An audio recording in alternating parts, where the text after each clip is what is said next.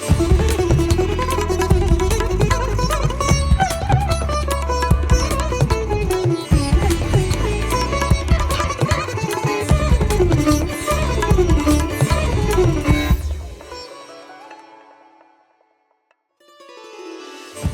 श्री साई राम। साई प्रेम वाणी के हमारे आज के प्रसारण में आप सबका हार्दिक स्वागत है। आज हम आप सबके लिए लेकर आए हैं सुमधुर कार्यक्रमों की मनमोहक कड़ी। आज के प्रसारण में आप अवतार वाणी के अंतर्गत श्री भगवान द्वारा दिए गए एक दिव्य संदेश का एक भाग सुनेंगे। तो चलिए कार्यक्रम का शुभारंभ करते हैं।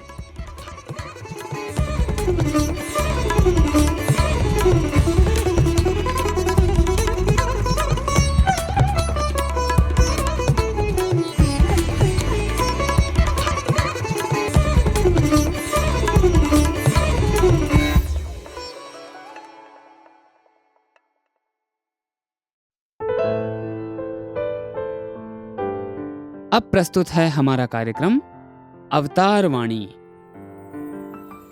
भगवान बाबा द्वारा सन 1984 को श्रीमद् भगवत गीता पर दिए गए दिव्य संभाषण का एक भाग आज हम प्रस्तुत करने जा रहे हैं।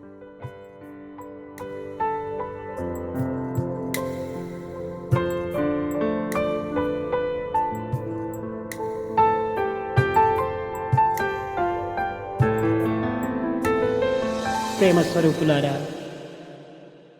తస్వైవాహం అనగా నేను భగవంతుని భక్తుడను అని ప్రారంభంలో తాను చెప్పుకుంటాడు. ఇందులో భగవంతుడు వేరు, తాను వేరుగా నిరూపించుకుంటాడు. తస్వైవాహం అనగా నేను ప్రత్యేకంగా ఉంటున్నాను, దేవుడు ఎక్కడో ఉంటున్నాడు, అతన్ని నేను చూడడం కోసమని అతని భక్తుడిగా నేను తయారవుతున్నాను అని భావిస్తాడు.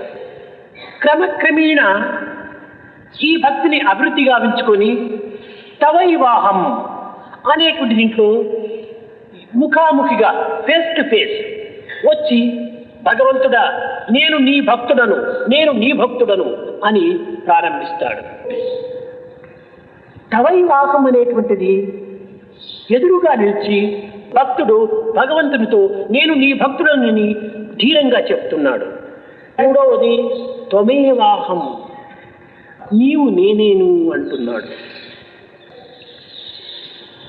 నేను నీ భక్తుడను అని అనుకోవటం విశిష్టాద్వైతం, నేను దైవ భక్తుడను అని అనుకోవటము ద్వైతం, నీవే నేను అనుకోవటమే అద్వైతం. तत्वैवाहम अर्थात आरंभ में भक्त स्वयं को मैं ईश्वर का भक्त हूं कहता है। इसमें वह ईश्वर को अलग और स्वयं को अलग निरूपित करता है। तत्वैवाहम में मैं अलग से हूं, ईश्वर और कहीं है, उसे देखने के लिए मैं उसका भक्त बन रहा हूं जैसी भावना करता है। इसके बाद धीरे धीरे अपनी भक्ति को बढ़ाकर तवैवाहम कहते हुए ईश्वर के सामने पहुंचकर भगवान मैं आपका भक्त हूं, मैं आपका भक्त हूं ऐसा कहने लगता है। तवैवाहम कहने पर यहां ईश्वर के सामने पहुंचकर भक्त निडर होकर मैं तुम्हारा भक्त हूं कहता है। तीसरा त्वमेवाहम है, भक्त मैं तुम ही हूं कह रहा है। मैं ईश्वर भक्त हूं कहना द्वैत है, मैं तुम्हारा भक्त हूं कहना विशिष्टाद्वैत है, मैं तुम ही हूं कहना అద్వైత है। కనుక మనము ద్వైతంలో ప్రారంభం జరిపినప్పుడే అద్వైతంలో మనం ప్రవేశించడానికి అర్హులమవుతాం. కనుక మొట్టమొదట మనము సామాన్యమైనటువంటి భక్తితో మన యొక్క ఆరాధనను ప్రారంభించాలి. ఇది సాకార సగుణములు లేక నిరాకార నిర్గుణములు మనకు ప్రాప్తించవు, ఇది అసాధ్యము కూడదు. కనుక మొట్టమొదట మనము ఒక విధమైనటువంటి యొక్క దాసులుగా మనము తయారు కావాలి. దీనికి మరొక ఉదాహరణ, ఒకవైపున పెద్ద సున్నా ఉంటుండాలి, దానికి ప్రక్కనే ఒక చిన్న జీరో ఉంటుండాలి. ఈ పెద్ద సర్కిల్ దైవం, ఈ చిన్నదే జీవుడు. ఈ జీవుడు అనేటువంటి వాడు దేవునికి కొంచెం ప్రత్యేకంగా ఉంటున్నాడు. ఇది ద్వైతం. విశిష్టాద్వైతం అనగా పెద్ద సున్న లోపల చిన్న సున్న ఉంటుండాలి. అనగా దైవములో జీవుడు ఉన్నాడు. అయితే ఈ జీవుడు దైవంతో చేరే విధానం ఏమిటి?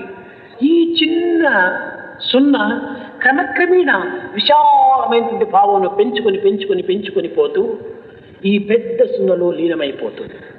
ఇదే అద్వైతము అన్నారు. అనగా జీవతత్వమును దైవత్వముతో చేర్చడానికి తగిన కృషి చేయటమే ఈ భక్తి ప్రపత్తుల యొక్క మార్గము. द्वैत से आरंभ करने पर ही हम अद्वैत में पहुंचने के योग्य होंगे। इसलिए हमें सबसे पहले सामान्य भक्ति के साथ आराधना आरंभ करनी चाहिए। सगुण साकार के बिना हमें निर्गुण निराकार प्राप्त नहीं होंगे। इसलिए हमें पहले दास बनना चाहिए। एक छोटा सा उदाहरण, एक ओर एक बड़ा शून्य है, दूसरी ओर एक छोटा सा शून्य है। यह बड़ा शून्य ही ईश्वर है और छोटा सा शून्य जीव है। यह जीव ईश्वर से कुछ अलग है। यही द्वैत है। विशिष्टाद्वैत का अर्थ एक बड़े से शून्य में एक बहुत ही छोटा सा शून्य है। अर्थात ईश्वर में जीव है, परंतु इस जीव का ईश्वर के साथ जुड़ने का विधान क्या है? यह छोटा सा शून्य स्वयं को बढ़ाते बढ़ाते विशाल रूप धारण कर अंततः बड़े से शून्य में विलीन हो जाता है। इसी को अद्वैत कहा गया है। अर्थात इस जीव तत्व को दैवत्व से जोड़ने हेतु किए जाने वाले प्रयत्न ही भक्ति प्रपत्ति का मार्ग है। ఈ మానవత్వంలో ఉండినటువంటి దివ్యత్వాన్ని కొంతవరకు గుర్తించి దానిని దైవత్వంగా మనం విశ్వసించినప్పుడే ఈ జీవతత్వం అనేటువంటి యొక్క చర్యలు క్రమక్రమేణా అణుగుటకు అవకాశం ఉంటుండాలి. దేవో హి జ్ఞానం అభ్యాసాత్. ఈ జ్ఞానం అనేటువంటిది ఏ విధంగా వస్తుందంటే అభ్యాసం ద్వారా మనకు లభ్యమవుతుంది. ప్రపంచంలో ఏ చిన్న విషయానికైనా ఏ చిన్న స్థాయికైనా అభ్యాసం లేకుండా మనము ఆ స్థాయిని మనం పొందలేము. చదువుట కానీ, వ్రాయుట కానీ, నడచుట కానీ, తినుట కానీ ఇవన్నీ కూడాను అభ్యాసం ద్వారానే మనకు లభ్యమవుతున్నాయి. ఈ అభ్యాసమును మనం ప్రథమ సోపానంగా తీసుకున్నప్పుడే ఈ జ్ఞానము అనేటువంటి యొక్క తత్వము మనకు కొంత అర్థమవుతుంది. అయితే ఈ జ్ఞానం అనేటువంటి దాంట్లో రెండు విధములైనటువంటి జ్ఞానములు ఉంటున్నాయి. ఇది భౌతికమైనటువంటి జ్ఞానం ఒకటి, ఆధ్యాత్మిక జ్ఞానం మరొకటి. मानव में निहित दैवत्व से अवगत होकर उसे ही ईश्वर मानकर विश्वास करने पर ही जीव के इंद्रिय व्यापार धीरे धीरे समाप्त होने की संभावना है। श्रेयो ही ज्ञानम अभ्यासात। यह ज्ञान हमें अभ्यास के द्वारा ही प्राप्त होता है। संसार में कोई ऐसा छोटा सा भी विषय नहीं है जिसे अभ्यास के बिना प्राप्त किया जा सकता है। पढ़ना, लिखना, चलना, खाना इत्यादि हमें अभ्यास से ही प्राप्त होते हैं। इस अभ्यास को प्रथम सोपान के रूप में लेने पर ही हमें यह ज्ञान कुछ हद तक प्राप्त हो सकता है। परंतु यह ज्ञान दो प्रकार से है। एक भौतिक ज्ञान है और दूसरा आध्यात्मिक ज्ञान। ఆధ్యాత్మిక జ్ఞానమును విజ్డమ్ అంటారు, భౌతిక జ్ఞానమును నాలెడ్జ్ అంటారు. ఇక్కడ వస్తువును పరిశీలన చేయటము, విచారించటము ఇది సామాన్యమైనటువంటి జ్ఞానం. ఈ వస్తువు యొక్క అంతర్భాగమైనటువంటి మూలాధారమును గుర్తించి ఆ మూలాధారం యొక్క తత్వాన్ని అర్థం చేసుకోవటము ఇది ఆధ్యాత్మిక జ్ఞానం. ఈ ఆత్మజ్ఞానం అనేటువంటిది లేకుండా మనము ఈ లౌకిక జ్ఞానం అనేటువంటి దాన్ని అభ్యసించటం కానీ దానిని అందుకోవటం కానీ ఇది అసాధ్యం. దీనిని అందుకున్న విధానమే ఈ కాయము చేత ఆచరించేటువంటి సమస్త సత్కర్మలు. ఈ శరీరం అనేటువంటిదే మనకు లేకుండా ఎట్టి సాధనలు కానీ మనం చేయలేము. ఎట్టి ప్రాప్తిని కూడాను మనం పొందలేము. శరీర మాధ్యం కలు ధర్మ సాధకం అని ఈ కర్మ సాధనకు శరీరం అత్యవసరం. आध्यात्मिक ज्ञान को विजडम कहते हैं और भौतिक ज्ञान को नॉलेज कहते हैं. वस्तुओं का निरीक्षण करना, विचारना, यह सामान्य ज्ञान है. इन वस्तुओं के अंतर्निहित मूलाधार को पहचानकर उसके तत्व को समझना ही आध्यात्मिक ज्ञान है. आत्मज्ञान के बिना इस लौकिक ज्ञान का अभ्यास करना या उसे ग्रहण कर पाना असंभव है. इसे ग्रहण करने के सारे प्रयत्न ही सत्कर्म हैं. शरीर के बिना हम किसी भी प्रकार के कार्य नहीं कर सकते हैं, किसी भी प्रकार की प्राप्ति को ग्रहण नहीं कर सकते हैं. शरीर माध्यम खलु धर्म साधनम, कर्म साधना के लिए शरीर अत्यंत आवश्यक है. పరోపకారాత్మకం శరీరముని ఈ పవిత్రమైనటువంటి కర్మలు ఆచరించి ఇతరులకు ఉపకారములు గావించేటువంటి విషయంలో ఈ యొక్క దేహము అత్యవసరం. చిన్న పిల్లలకు అర్థం కావాలంటే దీన్ని మరొక రీతిలో ఒక ఉదాహరణగా చెప్పుకోవచ్చు. మనం ఎక్కడికో ఒక పిక్నిక్ అని వెళ్ళాము. అక్కడికి భోజనములకు సంబంధించినటువంటి పదార్థములన్నీ కూడా మనం తీసుకుని వెళ్ళాము. అక్కడ భోజన సమయానికి మనం వండుకోవటానికి ప్రయత్నించాము ఒక అడవిలో. అప్పుడు మనం ఏం చేయాలి? 3 రాళ్లను తెచ్చి పెట్టుకోవాలి. ఈ 3 రాళ్ల పైన పాత్రను పెట్టాలి. పాత్రలో నీరు పొయ్యాలి. ఆ నీటిలో బియ్యం వేయాలి. ఈ 3 రాళ్ల మధ్యలో పాత్రకు కింద మనం అగ్నిని పెట్టాలి. ఈ మంటను వేయటంలో ఉండినటువంటి అంతరార్థం ఏమిటి? ఈ మంట ద్వారా పాత్రలో ఉండినటువంటి యొక్క బియ్యము పక్వం కావటం కోసమని. అయితే ఈ యొక్క వేడి సరాసరి బియ్యములకు తగిలి అవి అన్నముగా తయారు కావటం లేదు. ఈ కట్టెల వేడి ఈ యొక్క పాత్రకు సోకి, పాత్ర వేడి నీళ్లకు సోకి, నీళ్ల వేడి బియ్యములకు సోకి బియ్యము అన్నంగా మారిపోతున్నాయి. परोपकारार्थमिदं शरीरम, पवित्र कार्य करने के द्वारा दूसरों का उपकार करने के लिए शरीर अत्यंत आवश्यक है. छोटे बच्चों को समझ में आने के लिए इसे एक उदाहरण से बताया जा सकता है. हम किसी पिकनिक पर गए हैं. हम अपने साथ भोजन की सामग्री ले गए हैं. एक जंगल में भोजन के समय हम पकाने का प्रयत्न करते हैं. तब हमें क्या करना चाहिए? 3 पत्थर लाकर रखने चाहिए. इन 3 पत्थरों पर बर्तन रखना चाहिए. इस बर्तन में पानी डालना चाहिए. इस पानी में चावल डालना चाहिए. इन 3 पत्थरों के बीच में बर्तन के नीचे हमें आग जलानी चाहिए. इस प्रकार आग जलाने में निहित अंतरार्थ क्या है? इस आग के द्वारा बर्तन में डाले गए चावल को पकाना ही उद्देश्य है. परंतु आग सीधे चावल तक पहुंचकर भात पक नहीं रहा है. आग की आंच से बर्तन गर्म होकर, बर्तन से पानी गर्म होकर, पानी से चावल गर्म होकर भात बन रहा है. అదే విధముగానే జీవిత అరణ్యము లోపల మనం ఆహార నిమిత్తమై, ఆనందమనే ఆహార నిమిత్తమై ప్రాకులాడుతున్నాం. ఇక్కడ సత్వ రజో తమో గుణములే 3 రాళ్ళు.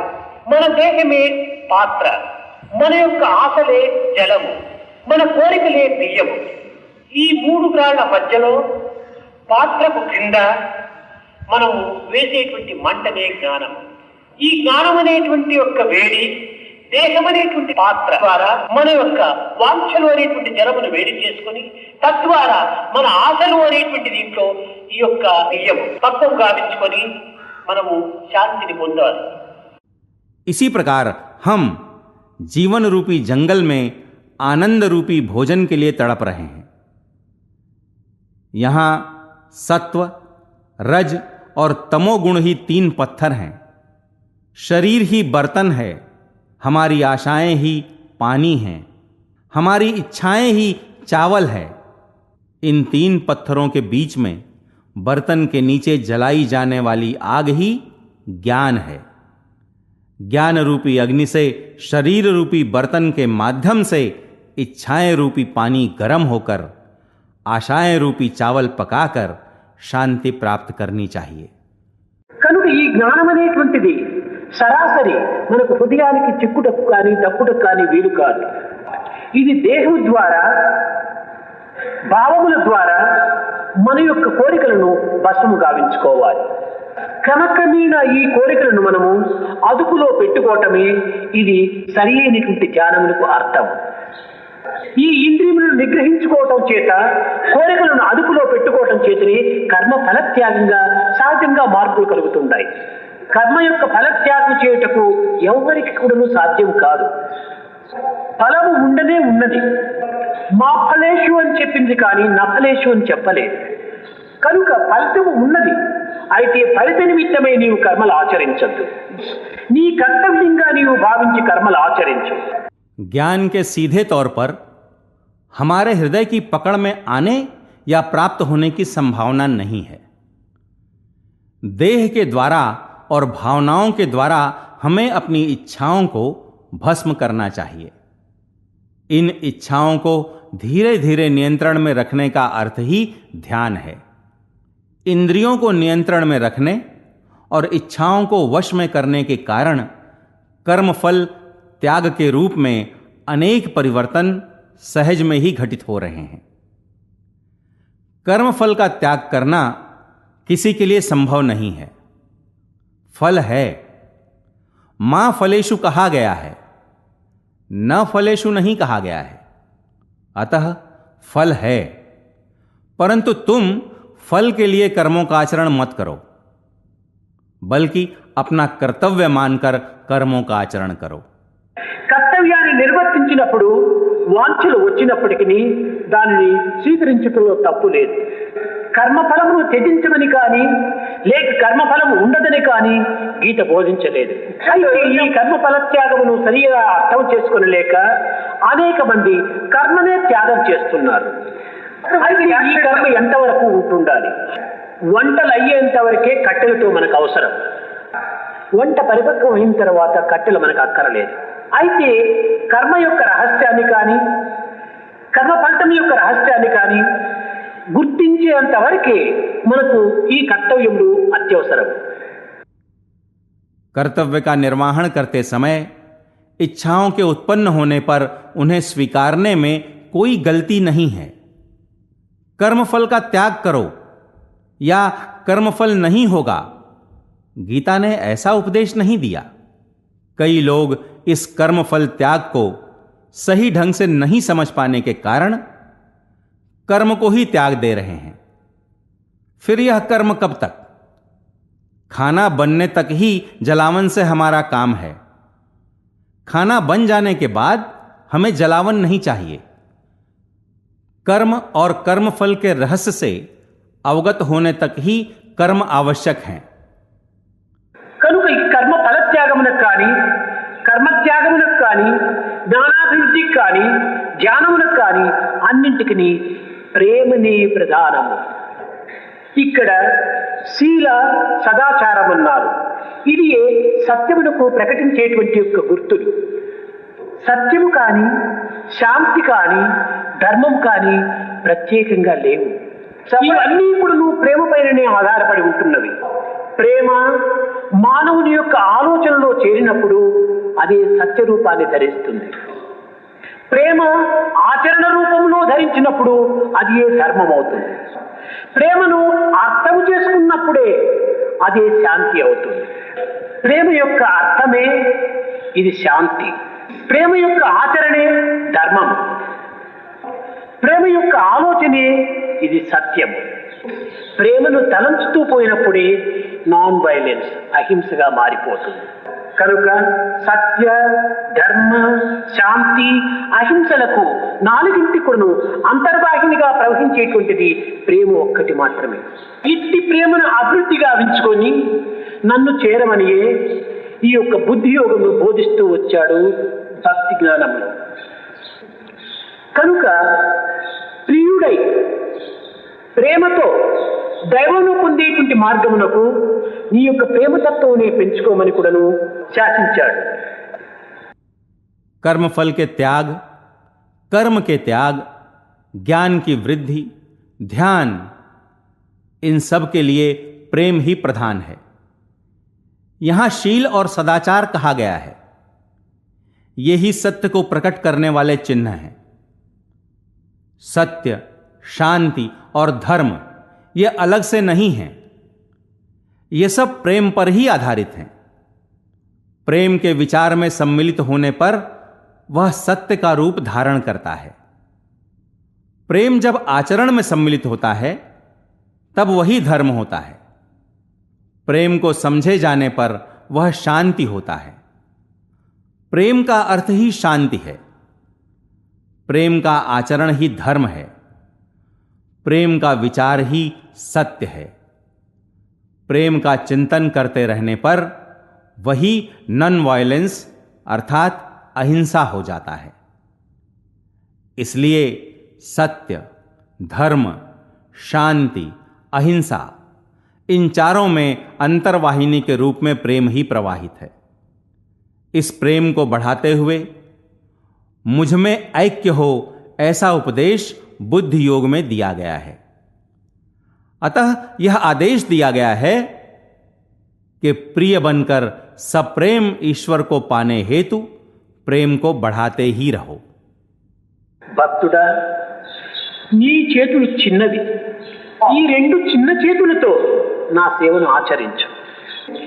నీ యొక్క కన్నులు చాలా చిన్నవి, నా సృష్టి యొక్క ఇది చాలా గొప్పది. ఇంత విశాలమైనటువంటి యొక్క జగత్తును నీ చిన్న రెండు కన్నుల ద్వారా చూస్తున్నావు. నీ చెవులు రెండు చిన్నవి, ఈ రెండు చెవుల ద్వారా నా యొక్క వాణిని శ్రవణము చేయమన్నాడు. నీ రెండు చిన్న పాదములు నా సమీపమునకు ప్రయాణం సల్పమన్నాడు. పాదములు రెండు కూడాను సన్నిధికి వచ్చినంత మాత్రం నా ప్రయోజనం లేదు.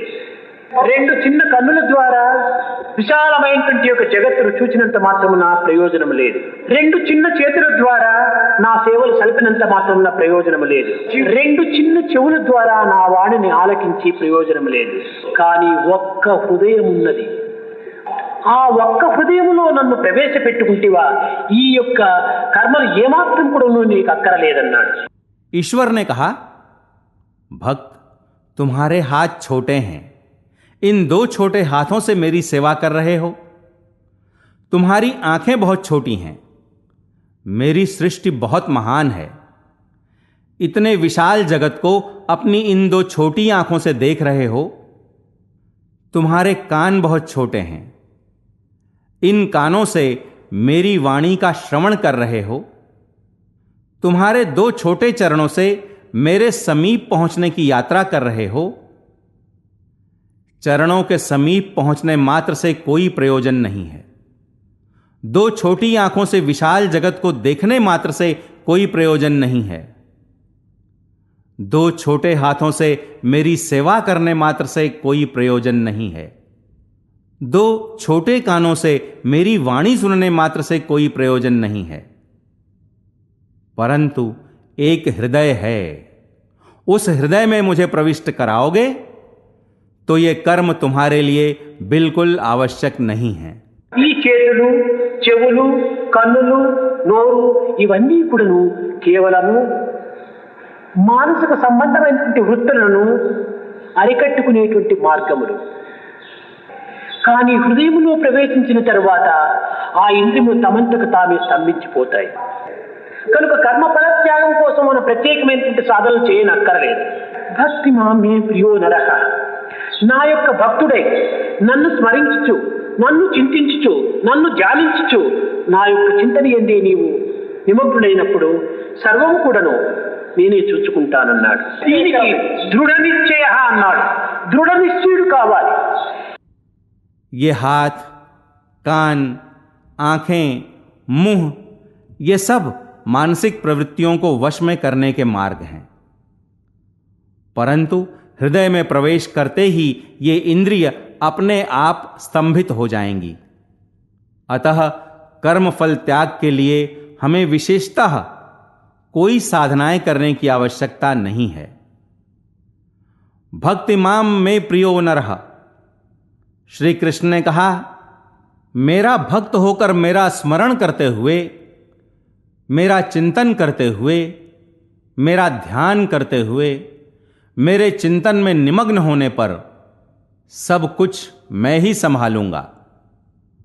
दृढ़ निश्चय कहा, दृढ़ निश्चय वाला होना चाहिए। ఈ పరిపూర్ణమైనటువంటి నమ్మకమే లేకుండా మనము ఈ పవిత్రమైనటువంటి యొక్క ఆనందాన్ని అందుకోలేము. భగవంతుడు పరిపూర్ణుడు. అట్టి పరిపూర్ణుని పొందాలనుకున్నప్పుడు పరిపూర్ణమైనటువంటి మనస్సును మనం అభివృద్ధి పరచుకోవాలి, పరిపూర్ణ విశ్వాసమును పెంచుకోవాలి.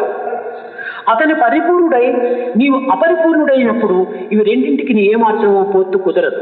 పరిపూర్ణుని పొందేటువంటి యొక్క మార్గములో పరిపూర్ణమైనటువంటి యొక్క భావమునే మనం సల్పకుండినా మనము భగవద్రోహులుగా మారిపోతాం. భగవంతుని యొక్క సర్వత్వమునకు, సర్వవ్యాపకత్వమునకు, సర్వశక్తిత్వమునకు మనం కళంకం కలిగించినటువంటి వారం అవుతాం. కనుక నీవు చింతించేటువంటి చింతన కూడాను పరిపూర్ణ హృదయుడై చింతించాలి, పరిపూర్ణ ప్రేమతో అతన్ని చెంత చేరాలి. భజతాం ప్రియో అనగా భజించినటువంటి వానికి ప్రియుడిగా తాను పొందుతాడు. परिपूर्ण विश्वास के न होने पर हम इस पवित्र आनंद को प्राप्त नहीं कर सकते हैं। ईश्वर परिपूर्ण है। परिपूर्ण को पाना है तो हमें परिपूर्ण मन को विकसित करना है, परिपूर्ण विश्वास को बढ़ाना चाहिए। उसके परिपूर्ण और तुम्हारे अपरिपूर्ण होने पर दोनों में स्नेह संभव नहीं है। परिपूर्ण को पाने के मार्ग में हम परिपूर्ण भावनाओं को विकसित नहीं करते हैं तो हम दैवद्रोही बन जाते हैं।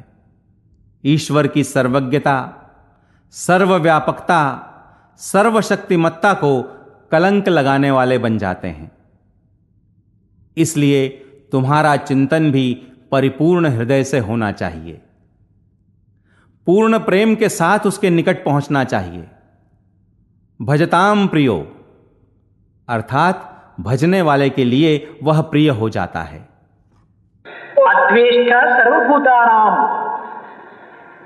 ఎవరిని కూడా మనము ద్వేషించరాదు.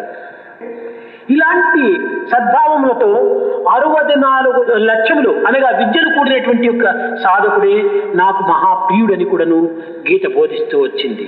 ఈ 64 గుణములు కూడాను మానవుడి యందు పరిపూర్ణతగా ఉంటున్నవి. అయితే ఈ పరిపూర్ణత్వాన్ని గుర్తించుకోవడానికి తగినటువంటి కృషి చల్పటం లేదు. సామాన్యమైనటువంటి లౌకిక కార్యములు ఎందే, లౌకిక కర్మలు ఎందే మన కాలమును వ్యర్థము గావించుకుంటూ పోతున్నాం. ఇది విశేష కర్మలు ఎందు కూడాను కొంతవరకు ప్రవేశించాలి. దానిని అంతర్బహి తత్సర్వవ్యాప్య నారాయణ అని మనము బహిర్ముఖములో ఆచరించేటువంటి యొక్క చింతనలు కానీ కర్మలు కానీ అంతర్ముఖంలో కూడాను దానిని ప్రవేశపెట్టాలి. అప్పుడే రెండింటి యొక్క ఏకత్వం అనేటువంటిది మనకు అర్థమవుతుంది. దీనిని అర్థము గావించుకున్నప్పుడే మన జీవితం సార్థకమవుతుంది. अद्वेष्टा सर्वभूतानाम, हमें किसी से द्वेष नहीं करना चाहिए। गीता ने उपदेश दिया कि ऐसी सद्भावनाओं के साथ 64 विद्याएं सीखा हुआ साधक ही मेरे लिए प्रिय है। इन 64 विद्याओं के होते हुए भी परिपूर्णता को पहचानने के प्रयत्न नहीं कर रहा है। सामान्य लौकिक कार्यों में ही समय व्यर्थ करते जा रहे हैं। अतः विशेष कार्यों में भी प्रवेश करना चाहिए। अंतर्बहिश्च तत्सर्वं व्याप्य नारायणः स्थितः। हम बाह्य में जो चिंतन और कार्य करते हैं वे अंतर्मुख होने चाहिए, तभी हमें दोनों की एकता समझ में आएगी। इसे समझने पर ही हमारा जीवन सार्थक होगा। కనుక అన్నింటికి ఈ భక్తి యోగములో ప్రేమనే ప్రధానమైనటువంటి సత్యాన్ని మనం విశ్వసించాలి. సత్యము కేవలం చెప్పటం మాత్రమే కాదు, ఇది కేవలం పలుకుతో మాత్రమే అంత్యమవుతుంది. ఇది తలంపుతో కూడాను లీనం కావాలి. నిరంతరం కూడాను ఆలోచనలో నిమగ్నుడైపోవాలి. ప్రేమతో ఆలోచన చేసినప్పుడే మనకు సహజమైనటువంటి సత్యము ఆవిర్భవిస్తుంది. ప్రేమతో ఆచరించినప్పుడే ఇది సరి అయినటువంటి ధర్మంగా రూపొందుతుంది. ప్రేమతో మనం అర్థం చేసుకున్నప్పుడే ఇది పరమశాంతిని బోధిస్తుంది. కనుక శాంతికి ప్రేమనే పుట్టినిల్లు, సత్యమునకు ప్రేమనే పుట్టినిల్లు, ధర్మమునకు ప్రేమనే పుట్టినిల్లు, అహింసకు కూడాను ప్రేమనే పుట్టినిల్లు. కనుకనే ప్రేమనే సర్వస్వము, ప్రేమనే దైవము, దైవమే ప్రేమ. కనుక మన ప్రేమను పెంచుకొని మనం అల్పజ్ఞులుగా ఉండినటువంటి యొక్క స్వరూపాన్ని అఖండత్వంగా మార్చుకొని తల్లీనం కావడానికి తగిన కృషి చేయమని బోధించడమే ఈ యొక్క భక్తి యోగం యొక్క సారాంశం. अतः हमें इस सत्य पर विश्वास करना चाहिए कि भक्ति योग में प्रेम ही प्रधान है. सत्य कहना ही काफी नहीं, वह शब्द से ही अंत हो जाएगा. इस विचार में भी लीन हो जाना चाहिए, निरंतर विचारों में निमग्न हो जाना चाहिए. प्रेम से विचारने पर ही सहज सत्य उत्पन्न होगा. प्रेम से इसका आचरण करने पर ही यह सही धर्म में रूपायित होगा. प्रेम से इसे समझने पर ही यह परम शांति का उपदेश देगा. अतः प्रेम ही शांति का मायका है. सत्य का मायका भी प्रेम ही है, धर्म का मायका भी प्रेम ही है और अहिंसा का मायका भी प्रेम ही है. अतः प्रेम ही सर्वस्व है. प्रेम ही ईश्वर है, ईश्वर ही प्रेम है. अतः प्रेम को बढ़ाते हुए अल्पज्ञता में निहित स्वरूप को अखंड में परिवर्तित कर उसमें लीन हो जाने के लिए आवश्यक प्रयत्न करने का उपदेश देना ही इस भक्ति योग का सारांश है. अभी आप सुन रहे थे अवतार वाणी. आज आपने भगवान बाबा द्वारा सन 1984 में श्रीमद् भगवद गीता पर दिए गए दिव्य संभाषण का एक भाग सुना.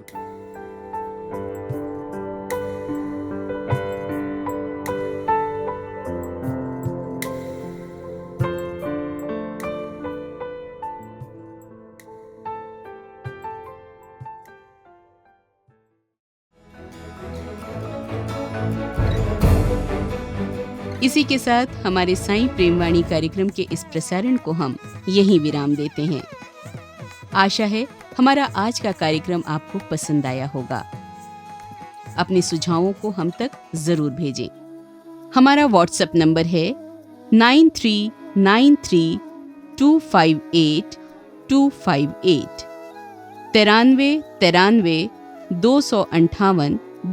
93 हिंदी भाषा में हमारी ये सभी प्रस्तुतियाँ YouTube पर भी उपलब्ध हैं. इन्हें वहाँ देखने या सुनने के लिए हमारे YouTube चैनल को सब्सक्राइब करें और कमेंट बॉक्स में अपने सुझाव देना न भूलें. हे स्वामी, आप दिव्य पिता हैं, हम आपके अंश. हम में गूंजें गीता के स्वर, स्वार्थ मोह न हमें बांधे कभी. हम करुणा सागर की बन जाएं लहर. ये प्रार्थना आपके श्री चरणों में अर्पित करते हुए और ये प्रसारण आपको समर्पित करते हुए अब वाणी को विराम देते हैं. धन्यवाद. सप्रेम साईं राम.